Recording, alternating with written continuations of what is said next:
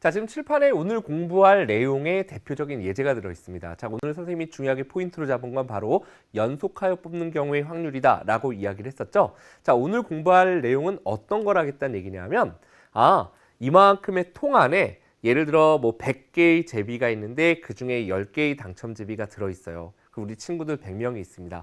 여러분들 이럴 때 선생님께서 이제 뽑아, 여기서 하나씩 다 꺼내봐 라고 했을 때 보면은 확 꺼내는 친구 있고 또 머뭇머뭇 아니야 나 너 먼저 뽑아 난 나중에 뽑을래 왠지 나중에 뽑는 게 유리할 것 같아 다른 아이들이 다 당첨제비가 아닌 걸 뽑고 나면 왠지 당첨제비가 많이 남아있지 않을까 당첨제비 개수가 늘진 않지만 우리가 당첨되지 않은 걸 많이 뽑아갔으니 나는 당첨제비를 뽑을 확률이 높을 것 같아 하고 늦게 뽑는 친구들도 있을 거예요.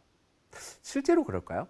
우리가 이런 것도 우리가 생각해 봐야 되겠고 또는 손을 넣어서 확인하고 선생님께서 그거 갖고 가지 말고 다시 넣어 제비 많이 없으니까 하면 다시 넣을 수 있죠. 그럼 다음 친구가 다 섞인 상태에서 다시 또 꺼내서 확인할 수도 있습니다. 즉 무슨 얘기냐면 손을 넣어서 꺼낸 것을 다시 넣는 경우가 있고 또는 확인하고 와 당첨됐다 하고 가버릴 수도 있겠죠. 그러면 이 안에 당첨 제비의 개수는 하나가 줄어 있을 거예요. 물론 전체 제비의 개수도 하나 줄어 있을 겁니다. 이렇게 다시 넣는 경우와 다시 넣지 않는 경우 두 가지가 존재하고 우리는 이것 중에 특히 뭐가 어려울까요? 다시 넣지 않는 게 당연히 좀 더 복잡합니다. 우리 교재에 나와 있는 문제는 다시 넣는 예가 거의 대부분이기 때문에 선생님이 다시 넣지 않는 경우도 다뤄드릴 거예요. 그래서 주로 이 내용을 깊이 있게 보겠구나라고 여러분들이 생각하시면 되겠고요. 그 첫 번째 예가 이렇게 주어져 있으니까 함께 보도록 하겠습니다.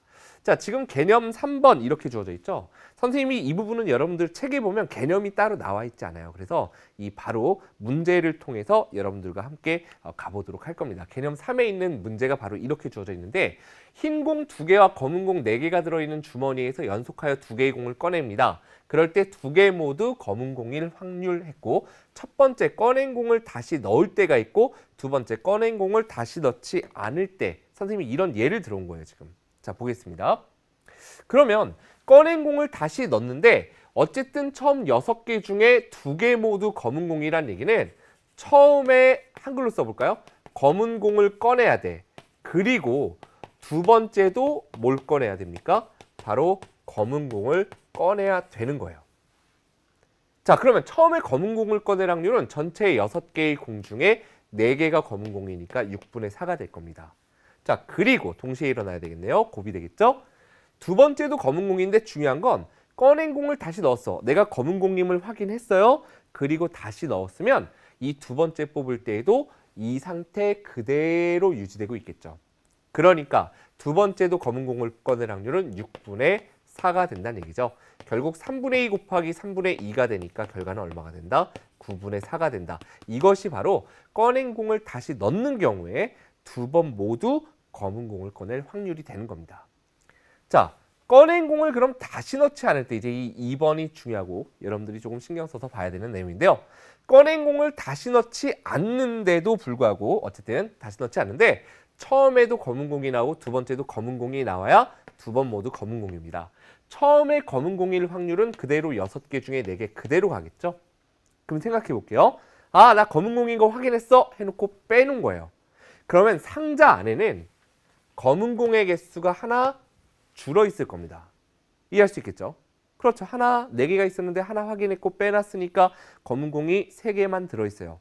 그러면 두 번째 손을 다시 넣어서 또 검은 공을 꺼낼 확률은 어떻게 될까요? 전체 공의 개수가 흰 공 2개, 검은 공 3개니까 총 몇 개로 줄어들어? 5개로 줄어들겠죠. 그리고 처음 꺼낸 게 검은 공이기 때문에 검은 공도 하나 줄어서 3개가 됐으니까 바로 이렇게 되겠죠. 자, 처음에 검은 공 꺼내고 그리고 두 번째 검은 공 꺼내는 거니까 당연히 곱이 될 테고요.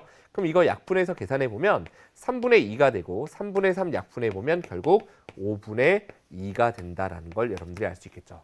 이렇게 꺼낸 공을 다시 넣을 때하고 다시 넣지 않을 때는 확률이 변한다라는 걸 여러분들이 확인할 수 있겠죠. 오늘 주로 이 내용에 대해서 우리가 많이 보게 될 거란 얘기예요. 아셨죠? 어떤 걸 공부할 건지. 자, 우리 또 개념 다음 내용 볼 텐데요. 연속하여 뽑는 경우의 확률에서 이제 책에 나오는 내용은 이렇게 정리가 돼 있는데 선생님이 이걸 조금 더 우리 책에는 주로 꺼낸 공을 다시 넣는 경우에 대해서 돼 있기 때문에 이렇게 정리를 해왔습니다. 한번 볼게요. 자, 꺼낸 것을 다시 넣고 연속하여 꺼내는 경우는 처음에 꺼내는 확률과 두 번째 같은 걸 꺼내는 확률이 서로 어때요? 조건이 같아지는 거죠. 그러니까 다시 확인하고 넣었기 때문에 처음 상태와 두 번째 상태는 똑같습니다. 그런데 꺼낸 것을 다시 넣지 않고 연속하여 꺼낼 때에는 처음에 무언가를 꺼냈으면 전체 개수도 줄어있고 그 색깔의 공도 줄어있었죠. 결국 처음 꺼낼 때하고 나중에 꺼낼 때의 조건이 서로 어떻게 됩니까? 다르게 된다는 거. 이렇게 여러분들이 내용을 정리할 수 있습니다.